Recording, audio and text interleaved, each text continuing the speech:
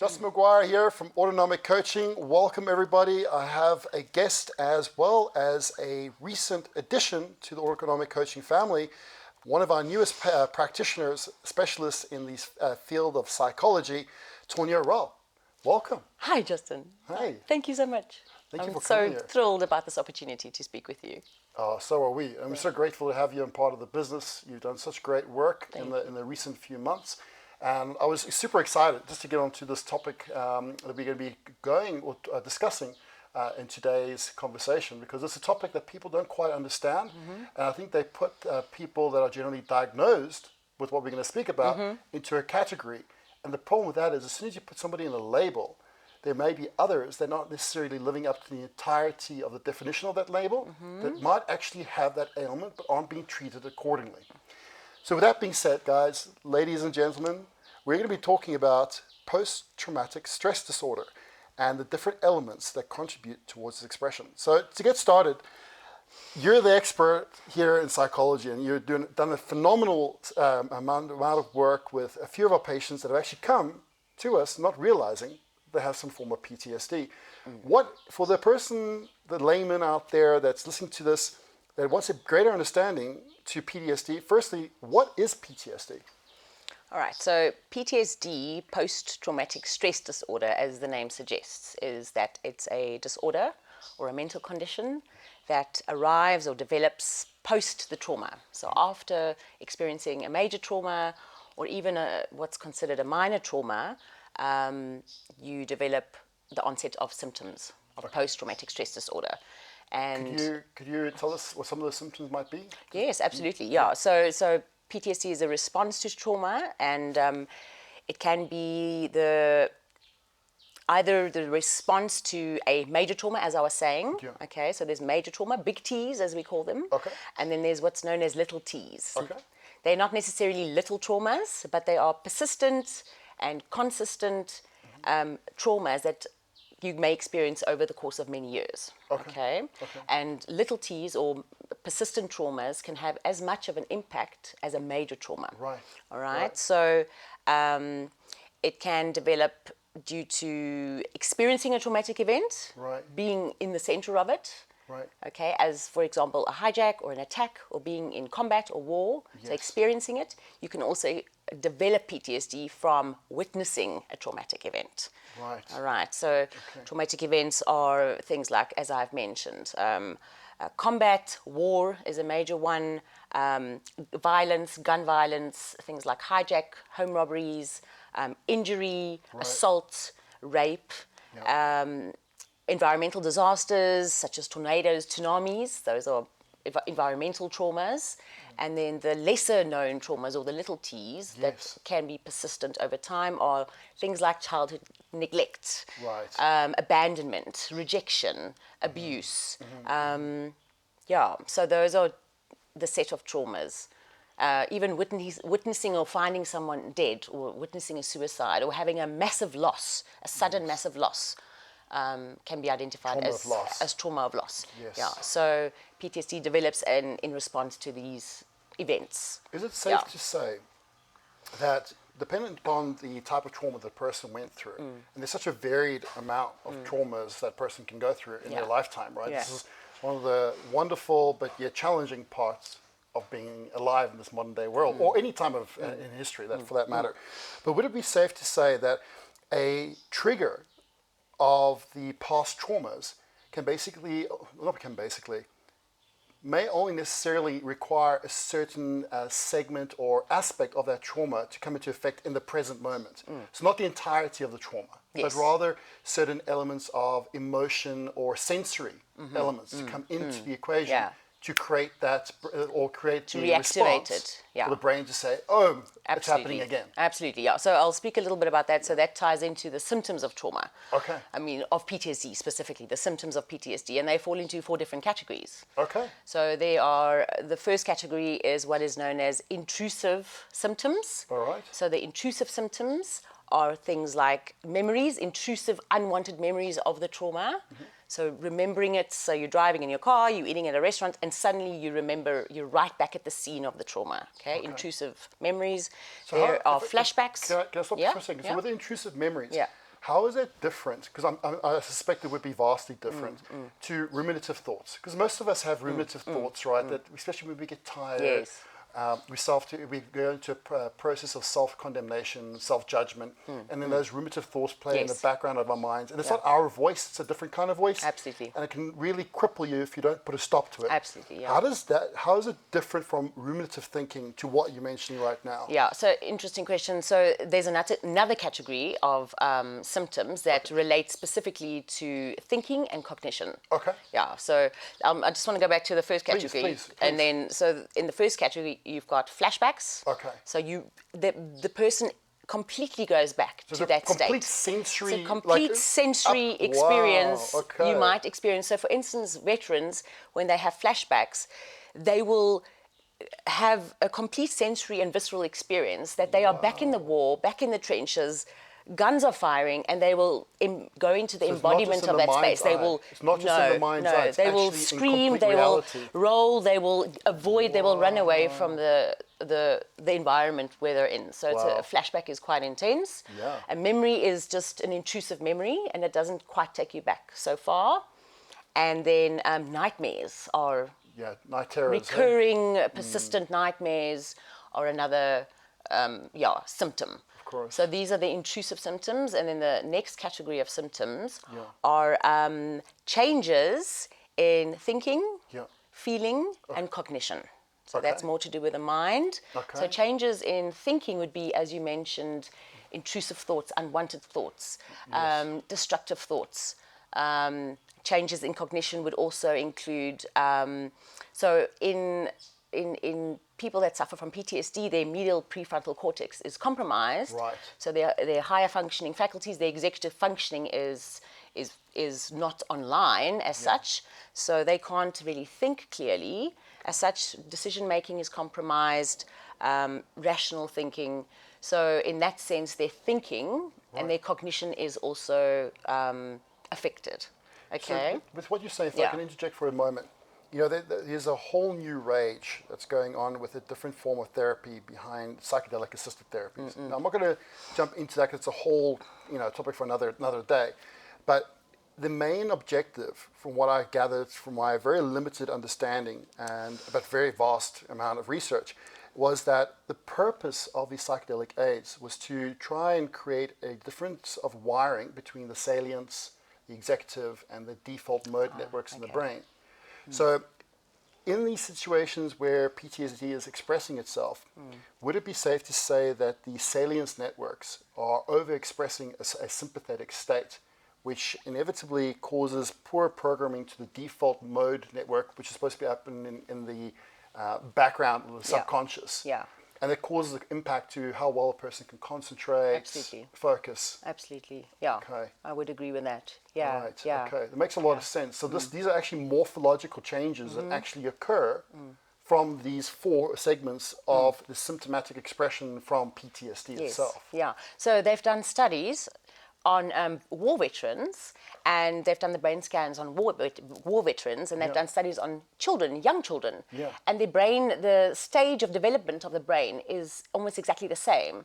Wow. So it's almost like extreme, regression. complex PTSD. There's a regression of cognitive faculties, higher functioning capacities. There's a regression. So their brain scans seem very similar. So interesting. Wow. Yeah. Wow. Yeah. I recently just finished a dissertation, and the reason why this is so interesting to me is during my research, what I was able to discover is that adolescents, particularly those who are going through the pubescent phase of life, actually have a different shape and structure of microglial cells. What that is, guys, for anybody out there that doesn't know what microglia is, it's a part of the immune system that regulates, should we say, the garbage that gets built up in our nervous system, and it mops up that garbage, which is a good thing if it is regulated in its function. But when it's overactivated, it causes a lot of neuroinflammation to come through. So in these particular segments of society, adolescents and pubescent teenagers, because of the structure of their microglia, it made the microglia that much more hyperreactive to any instance of cortisol or stress coming into them.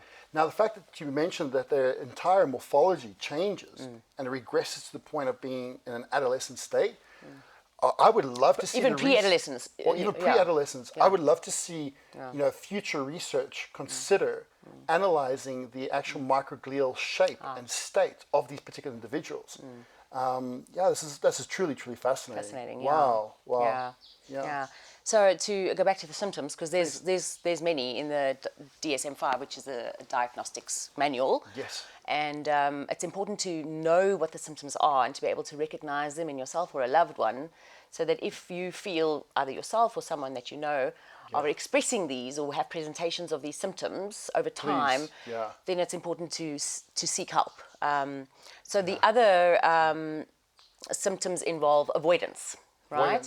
Okay. So the memories, the flashbacks, the intrusive thinking only arrives, when there is a trigger, a trauma trigger or an association in the environment that they're in, typically. Right. Okay, so these people that suffer from PTSD will go to great lengths to avoid any potential trauma trigger that may include people, places, sights, smells, sounds, items, discussions, conversations, content on television. They will avoid a potential trauma trigger, to the point where they may completely isolate and never go out. So there's avoidance is another category of symptoms. So if you find that someone that you know or yourself, you're really isolating, there's something to look at there. And then the second bit of symptoms related to this category is changes in feeling and mood. Right. So people with PTSD might present with fluctuations in mood, either depression or mania, or both, anxiety, suicidal ideation, and that suicidal ideation means that you're thinking about committing suicide. Changes in feeling and mood is also symptomatic. I love the fact that you highlighted it's symptomatic. And the reason why I love that is that often people that go through these bipolar, schizophrenia, depressive disorders, they think it's something that defines them. They think it's their reality.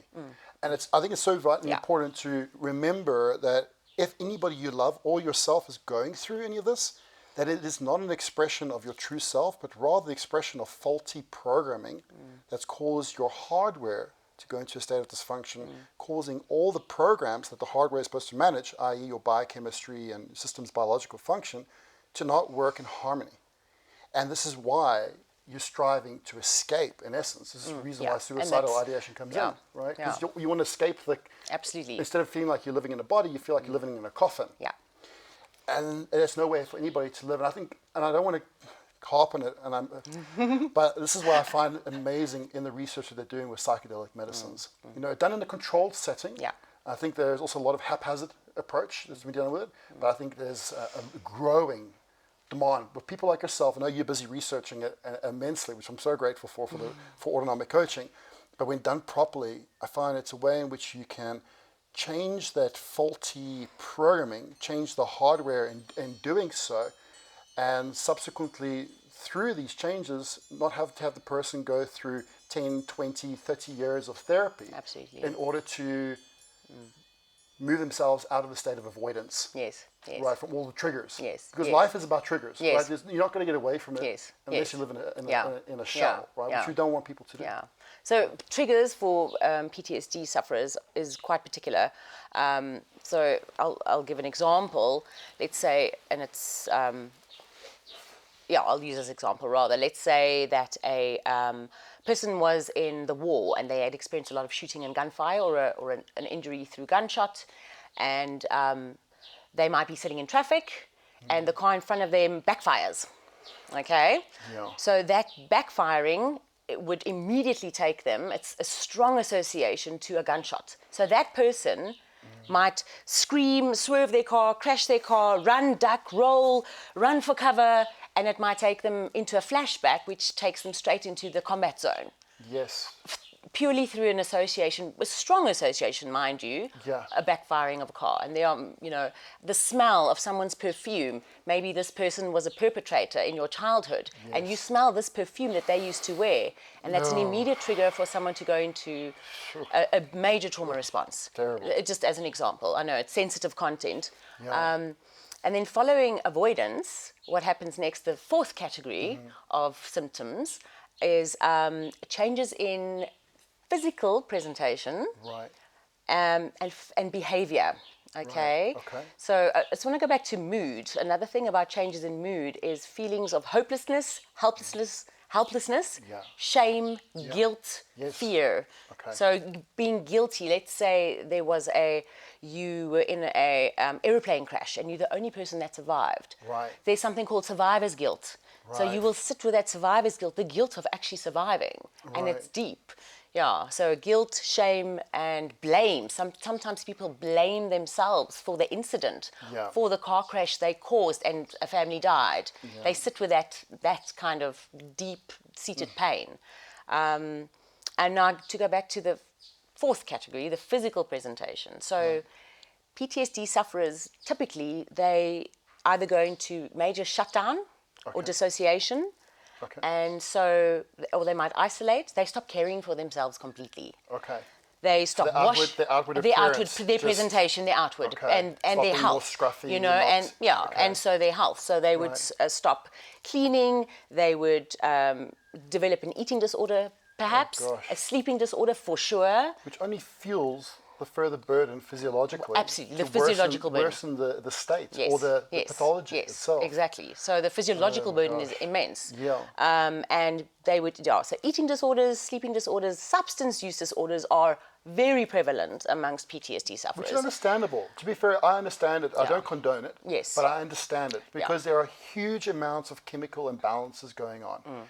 And if something's going to create, even if it's temporal relief to what the body isn't able to produce, Absolutely. of course, a habitual pattern is going to set Absolutely. in. You know, I mean, I've always been open about this. I had a history of addiction many, many years ago. Yeah. And not knowing what I know now back then, the guilt, right? Which only fueled the relapses. The self-aversion, which fuels the relapse, yes. Right? And it's an understanding the mechanisms as to why the addiction happened in the first place. Because it's through understanding, you know, it's what David Hawkins, right, in his Yes. book, through understanding we have willingness to be able to create change. Yes, yes. Right? So we need that understanding. And I hope this video can really help people to understand not only PTSD, but the association that it has with other unwanted diseases like addiction. And addiction truly is a disease because if you look in the mechanisms that lead to addiction, it's actually a biochemical imbalance to neurotransmitter production and methylation sequence as a whole, which don't just comprise of neurotransmitter production, but the entirety of DNA expression. So when we look into these societal phobias in terms of certain segments of people that are struggling with it, we really need to change and reframe how we see things and seeing them for what they really are rather than just seeing them for the stigma that they have been made out to be. And it couldn't be more so true for people going through PTSD Absolutely. with Absolutely. alcohol use disorder Absolutely. or And whatever that's it might just be. again another point. It's an expression of the avoidance. So Correct. avoiding, escaping the painful memories, the flashbacks, the nightmares. So Yeah. substance use is prevalent. So physical presentation, physiological presentation, degradation of health. That's another symptom. So if you see someone that might be sleeping too much, sleeping too little, not eating, eating too much. So to look at all of these all together. Yes. And those are basically the symptoms. So, and once again, if these symptoms that I've just mentioned, if you or anyone, if they are persistent between 1 and 3 months, then chances are there's something to be looked at, to be concerned about. Absolutely. And even if they're not necessarily persistent, but if they're intermittent. Intermittent and frequent also, intermittent. and Because it can come about where a person, especially those who are going through Yes.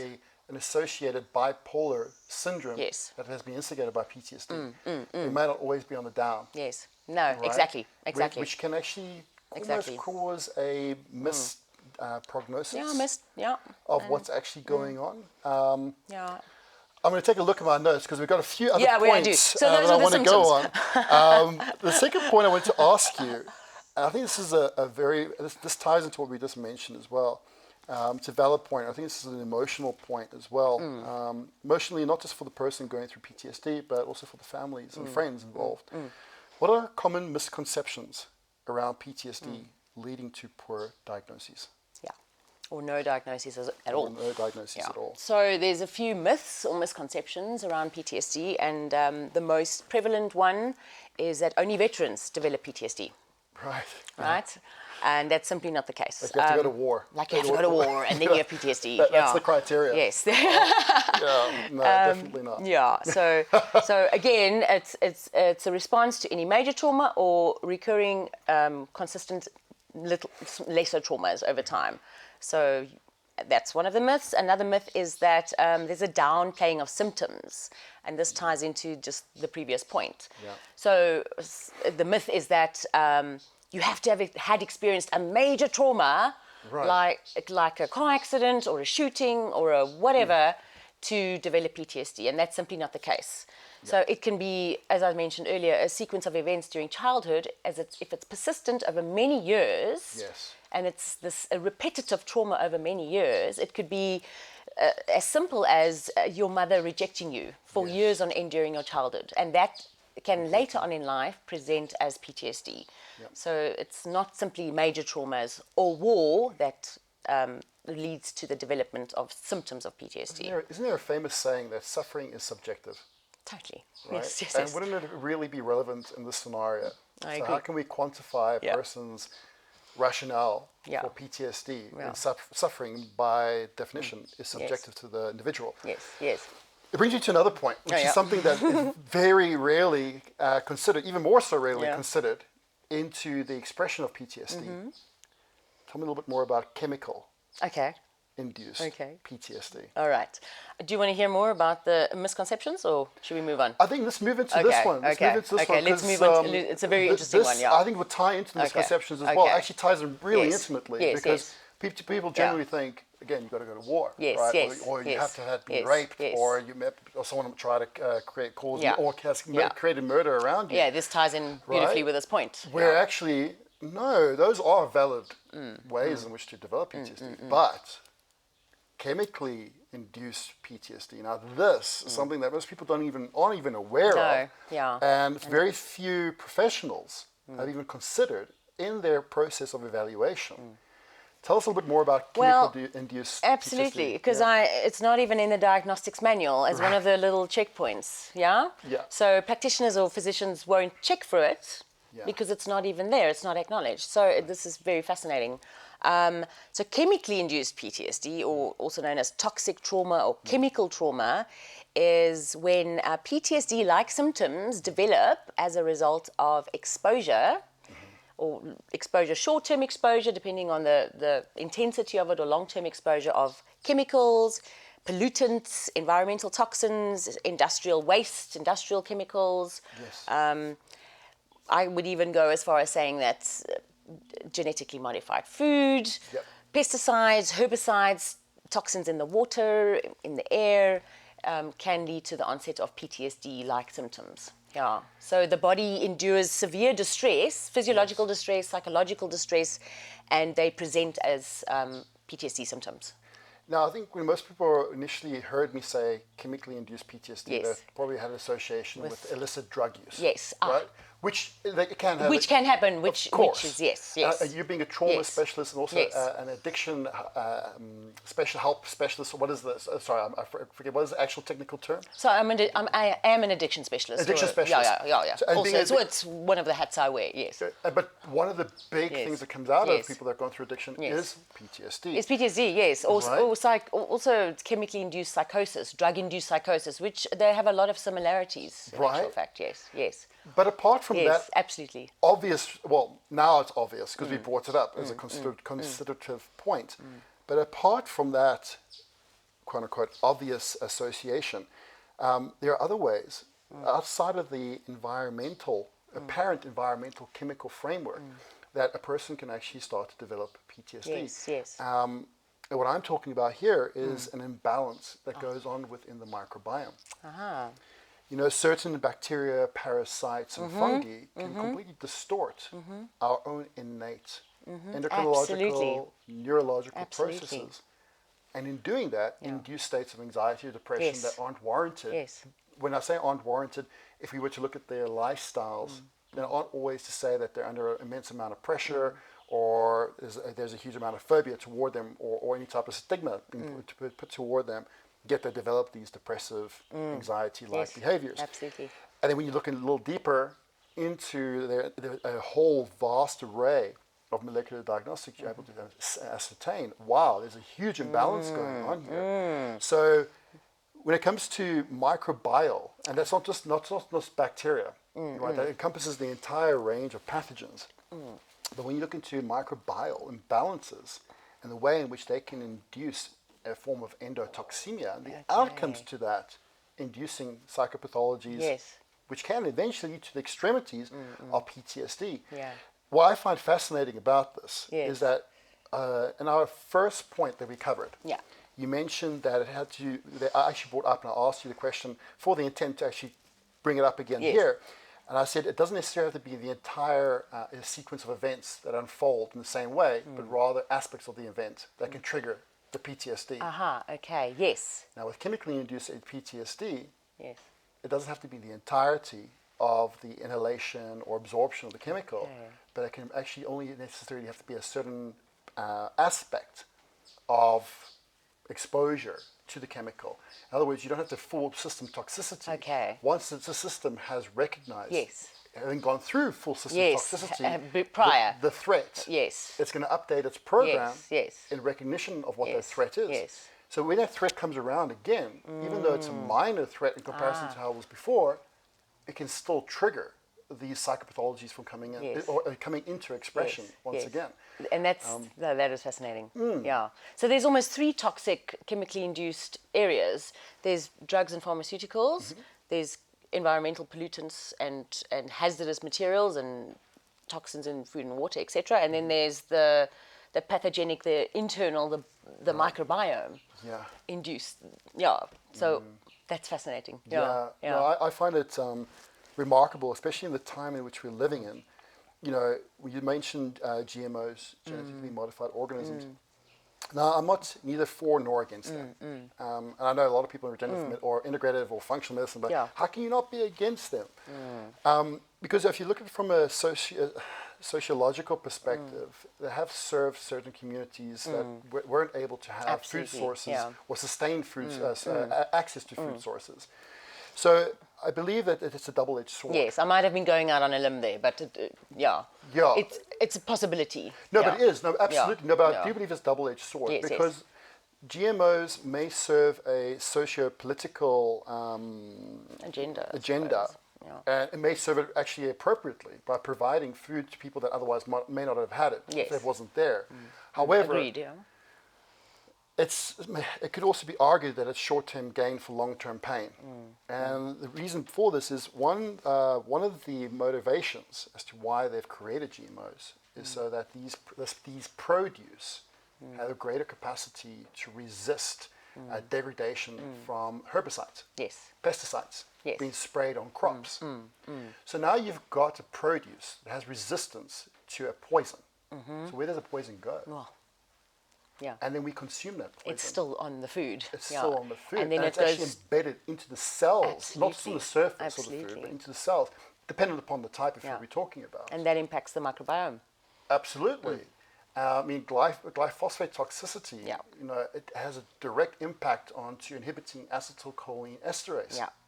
Right? What does this do? It causes acetylcholine toxicity, which completely causes compromise to the entirety of all neurotransmitter receptors. All of them. It degrades their sensitivity. Not only that, because it causes such a hyperreactive, excitatory response by not allowing acetylcholine to break down, subsequently the body's going to try to keep up with that response, and it's going to overproduce dopamine, serotonin, and norepinephrine until the point where its stores are completely exhausted.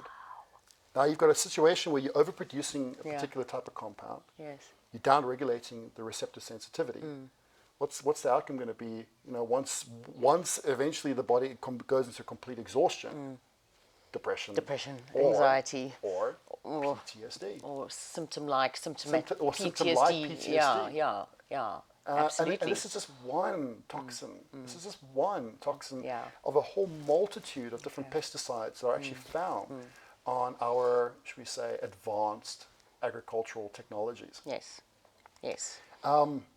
Just a little bit of if I can give it advice to anybody that's listening to this, if you aren't able to afford organic produce, or if you are purchasing organic produce and you question whether or not it is organic, and let's be honest, I think a lot of us do that nowadays. That's a good question to ask. It's a good question to ask. A good way in which you can reduce the burden, not necessarily take away the entirety of the toxicity, but at least to reduce the burden of toxicity, is to put your vegetables or your produce into a container, fill it up with water that's obviously not from a tap, please make sure it's gone through some form of hydrocarbon filtration, and then add some baking soda. So for every 2 liters of water, add a tablespoon of baking soda, and then you just leave it out in the sun, in the natural sunlight. You leave it out there for a period of 15 to 30 minutes. Obviously, if you're in South Africa during the height of summer, you don't want to leave it out there for 30 minutes, otherwise you might have soup when you come back to rinse off your vegetables. But nonetheless, you leave it out for the approximate time, 15 to 30 minutes, come back and rinse it off, and you will see the visual representation of actually what's on our food. The film that develops on the top of the water, I mean, to put it mildly, it's disgusting. And to put it even more seriously, that entirety of the chemical makeup of that film is creating systemic toxicity, which is impacting. Yeah, that goes into your body. Nervous system. Nervous system, brain, yeah. I mean, even just tap water, fluoride, it's a neurotoxin, just right there. Right? I mean, it's so pervasive. Yeah. Okay, fluoride. What is the biggest part of the body that it compromises? My guess would be the brain, but... Brain? Yeah. Most certainly. Yeah. But this is also a lot to do with... The pineal gland? Thank you. Yes. Thank you. And the reason I brought this up is because Tonia is very well versed within a pragmatic and systematic understanding of certain plant medicines. So not haphazardly approached, but systematically approached through personal growth experiences, but also through educative processes. And one of the compounds through ayahuasca's use, when utilized correctly, restorative, reformative, all the big R's. But it has DMT in it. And the DMT also has a process of decalcifying the pineal. But again, this is not a shout to promote its use. These are powerful substances, although they come from the earth naturally, including mushrooms, psilocybin, and so on. These are powerful substances. And just the same as when it comes to pharmacology, you don't want to be taking antipsychotics if you don't need to, right? And even if you do need to take antipsychotics, you want to go through a complete and comprehensive survey before starting the drug therapy. And the same respect should be given to plant medicines. But when it comes to fluoride and the impact it has on calcifying the pineal, from a metaphysical perspective, what does this do to the person's opportunity in the experience of life? So the pineal gland is also known as your third eye. It's known that your psychic senses are rested in that space. Your consciousness, the light of your consciousness is also seated. It can be described as the seat of your soul as well. Yeah, I've heard that. And so your capacity to vision, to create, to manifest comes from the third eye, comes from a clear and open third eye. So by calcifying the pineal gland through various substances, i.e. fluoride, amongst others, if our pineal glands are calcified and closed and degraded, our capacity as human beings to dream, to vision, to manifest, to create our realities is diminished. Yeah. Yeah. You know, so our creative life force, our creative powers are being taken away from us. Yeah. Yeah, being sucked out. Not even to be blunt. Sucked out, being calcified. To be blunt, yeah. To be calcified out. Literally become as dead as rock. Yes, as dead as rock, yeah. Right. And it even crumbles. It calcifies and it starts to break down, disintegrate. Yeah. So. You know, one of my favorite hormones associated with the pineal gland, apart from DMT, is that of melatonin. And I find it fascinating because I help a few autistic cases. Right. And in cases of autism, the environmental toxic load is often a large contributing factor to the onset and expression of autism. Absolutely. Now, I don't want to put a statement out there that I can't back up because, there are, there's a discussion around the certain vaccines that have certain types of preservatives in forms of heavy metals that can induce the expression of autism. Now, I'm not neither for or against it, because again, I have my personal understanding and ideas around it, but from a professional standpoint, I can't say whether it is or it isn't. However, I can say that based on professional experience looking at timeline, often it is after children have been vaccinated within a period of 2 weeks to 6 months at the latest, they start expressing autism-like behavior. And when it comes to melatonin, and the reason why I bring this up is when you take out the pineal's capacity to produce and regulate melatonin. And it produces melatonin, then there's the other thing. Very important. Very important thing, Not only are you compromising sleep, but you're compromising one of the brain's most powerful and important antioxidant. Everybody knows about glutathione, and it plays a huge role in the brain as well. But as far as the level of cellular activity goes, and the diversity of activity in the brain, melatonin by far trumps any other antioxidant. Now, if you take that away, in a situation where you have neural inflammation taking place, you have no line of defense. Yeah, absolutely not. No line of defense. So to be able to manifest, to be able to think, to understand who you are, is completely taken away from you.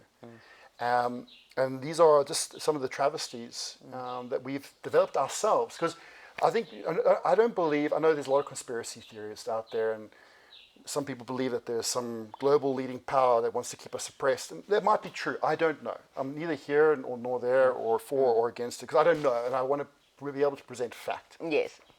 So regardless of the agenda, I believe personally, I know it's a bit of a contradiction, but I personally believe that humans aren't inherently evil, although we have our agendas. But I do believe along our process of technological advancements, quote unquote, evolution, we do stupid shit.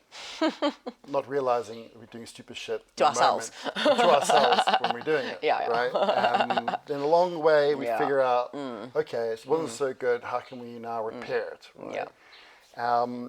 But right now we're sitting in a situation whereby we've had a lot of technological advancement in agriculture, science, medical science, psychology.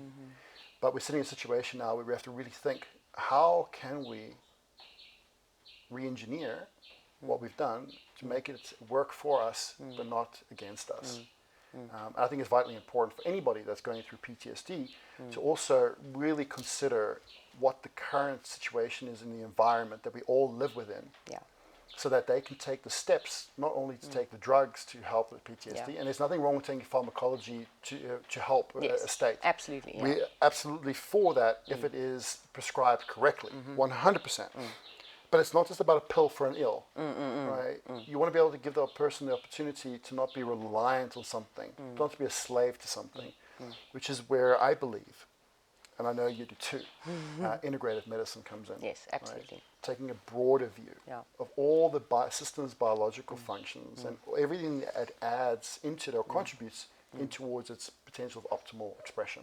Yes. As well. Yes, Tonia, I'm going to ask my next question. Alrighty, that's right. let's I have go to look for it. again. I have to look again because I'm getting really intrigued by We're our having too much conversation. fun. It's really good stuff. Really good stuff. What happens to, so there's, for those of you, so part of the limbic system, a big player in the limbic system is the amygdala. Okay, and it's not all bad. Like, it's been given a lot of, a big bad rap, right? Like, oh my God, overactive. What happens in cases of PTSD to the amygdala? Okay, so from my understanding is it's kind of a bit of a conundrum. It's a catch-21. So firstly, the amygdala goes into a state of hyperreactivity. So our amygdala is our fear center or our threat detection center. So it scans the environments for threats and it sends signals to the parts of the brain, and we react and we move away from the actual threat, all right? It's also at the center of our emotional expression, all right, the amygdala. So, and people that suffer from PTSD, the functioning of the amygdala is compromised, okay? No, sorry, it's reactive. It's overreactive. It's overreactive, okay? So this is the amygdala and it's overreactive. At the same time, the medial prefrontal cortex, our prefrontal cortex, where our executive functioning lies, once again, our ability to think clearly, make rational decisions, communicate, the medial prefrontal cortex, one of its roles is to inhibit the functioning or low or down regulate. You say modulate. Let's go with that. To modulate the functioning of the amygdala. So if the amygdala is hyperreactive and you have a well-functioning medial prefrontal cortex, it will come along and just say, chill, buddy, everything's okay. Yes. All right? Yeah. So now in people with PTSD, the medial prefrontal cortex, its capacity to modulate the amygdala is compromised. Right. At the same time, the amygdala is in hyperdrive, in a hyperreactive state. Right. So there's this, it just doesn't work, right?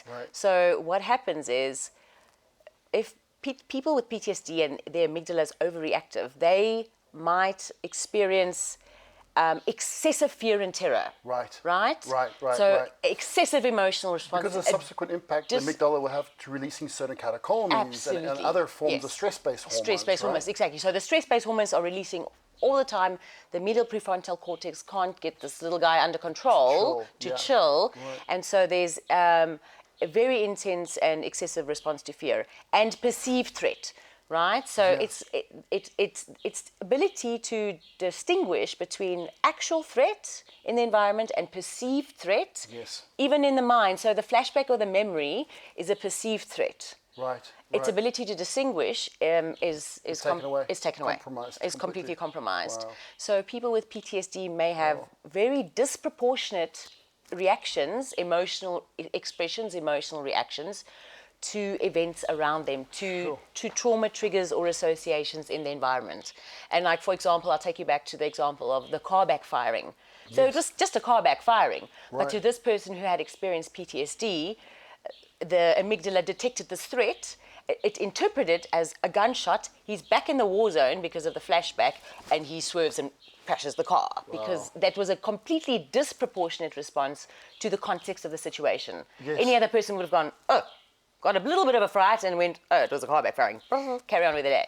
So, You know, so it's a catch-22. You see that, Absolutely. It's quite complex. I'm absolutely fascinated from what you've just shared. Yeah. And the reason why I'm so fascinated by it is it's not just a question of going through the therapeutic process, as important as that is, but it's also about going through the reformative process on certain regions within the nervous system, in the brain. And the reason why I'm fascinated about that is, within integrative medicine, our focus, again, is about getting balance and harmony between the gut and the brain axis. Stable. So there was a study, Liu et al., and I believe the paper's name was the Gut Biome Factory. I'll post it. I might be wrong with the title, but I believe it's close enough to the title. In this study, what they were able to ascertain, and they did this by actually inducing lipopolysaccharide into toxemia. They actually gave injections to within a random control trial of humans, healthy humans. What does that mean exactly? So a random control trial. So you have not that one. The lipo. Lipopolysaccharides. Yes. Good. So good. Because a lot of people are not going to know what it is, and just like yourself, when you get entrenched in a concept, you forget. Yes. It doesn't necessarily understand the terminologies, right? So lipopolysaccharides form the membranes, should we say, on the outer coating of gram-negative bacteria. Okay. So you get your gram-negative and your gram-positive bacteria. You have anaerobic and aerobic activity.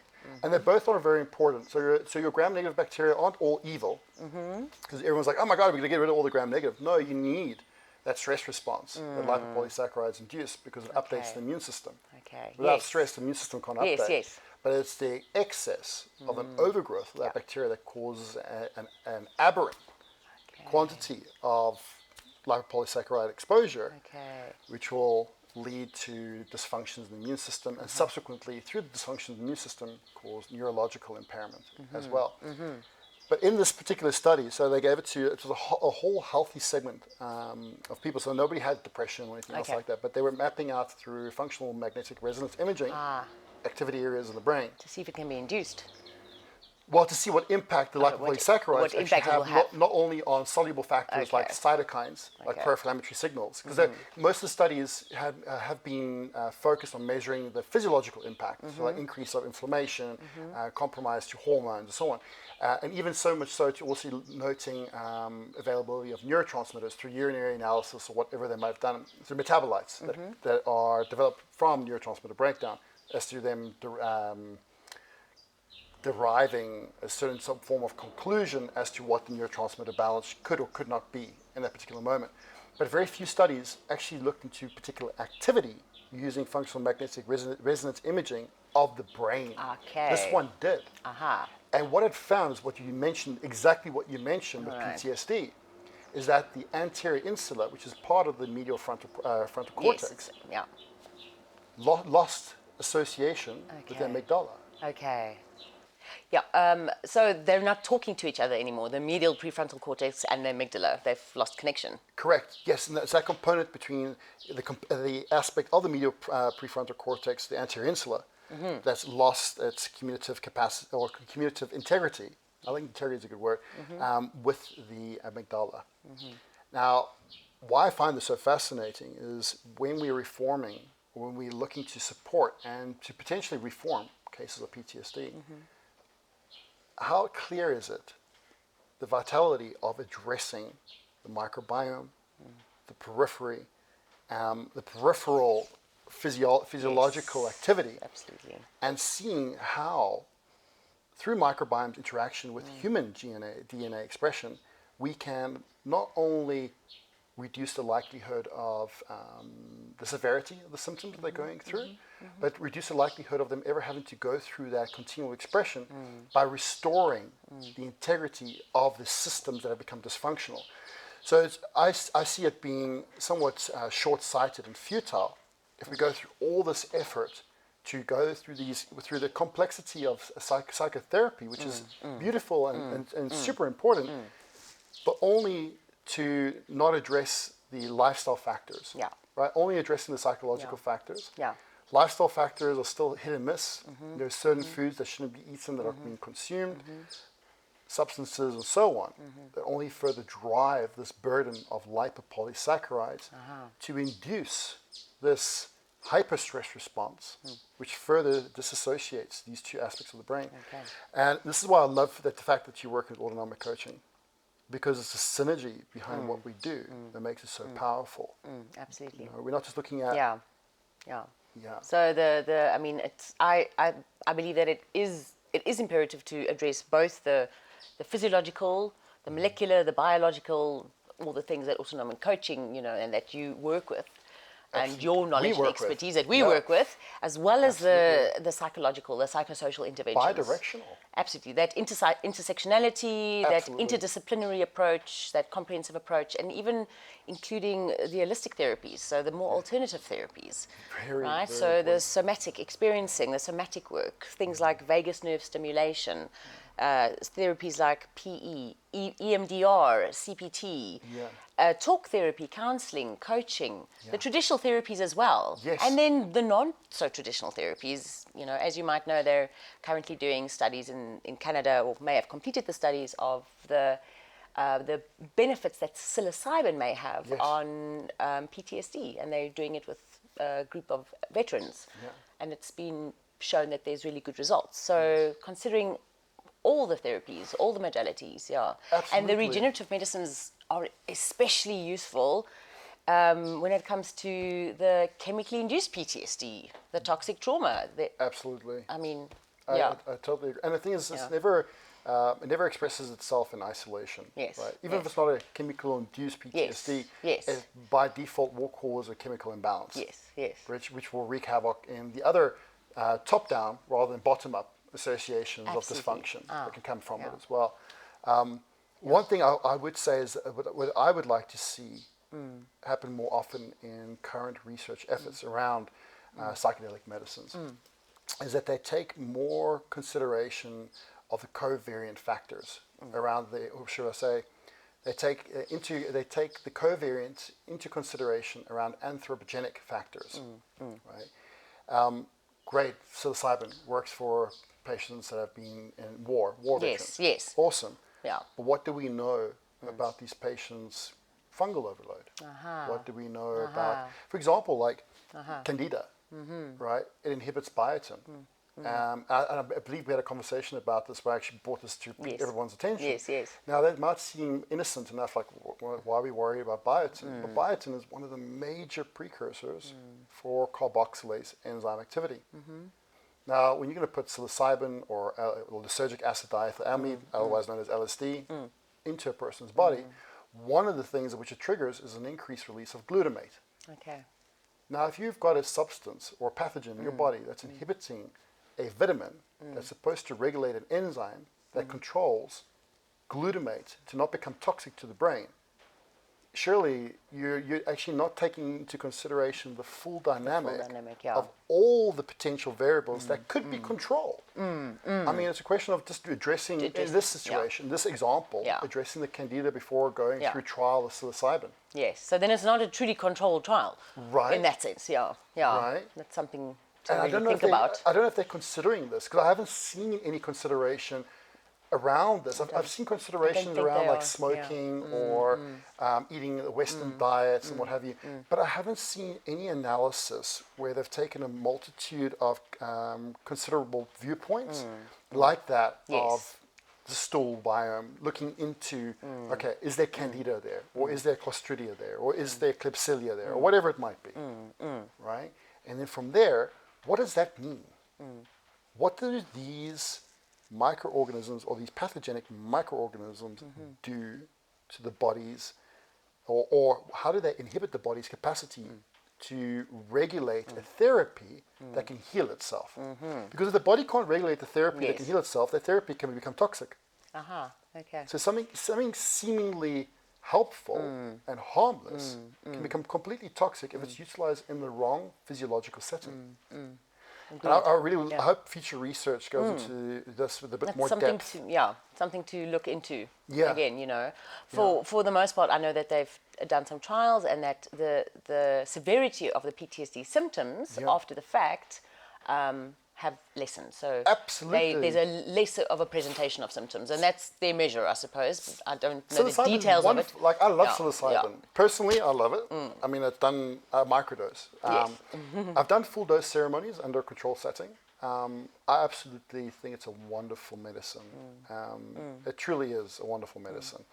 But again, this is not me slating the psychedelic medicine drive. This is actually me just trying to contribute consideration that might not have been taken into account. Yes. Because we can always make things better, right? Yes. Like, we have to review what we've done in the past. Absolutely. As I mentioned, GMOs or technology, non-native EMF. There was probably good intention. Yes.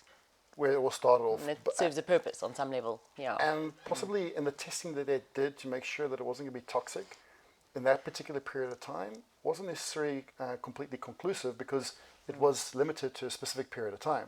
Sometimes you need more time to understand its true impact on people and the environment. Yeah. But in looking in retrospect, right, it gives us the opportunity to change the prospective outcome. Yes. Right? And this is where, like, this is a suggestion around, any researchers that may be listening, you never know, into the field of psychedelic medicine, to consider analyzing the microbiome terrain, what impact that's having on enzymic activity in relation to the facilitation of these medicines on those enzymic activities as well. My final question for you, and I have to look again, I'm really getting carried away. Normally I can remember these off heart, but our sessions don't go on for as long as ours have. The final one I want to ask you is considerations to treatment, including integrative or regenerative medicine and psychology. I think we've almost just about covered that in our pretty much. But we can elaborate and dive a little bit deeper. Yes, I would love to hear your viewpoint in terms of psychology. You mentioned a few things. You said CBT, and there were a couple of other forms of therapy bases that aren't talk therapy, but are rather resetting of the nervous system. Could you elaborate on your favorite strategies to deal with patients going? And I know every person is uniquely individual, which will be varied. But what are the strategies that you to have regulate, seen to bring back to work the best. homeostasis. So I don't work with CE or EMDR. So I would say somatic work, somatic therapy is the go-to for me. Nervous system regulation. So offering and teaching people skills, offering them tools so that they can learn how to regulate their own nervous systems and bring their nervous systems back into a homeostatic state.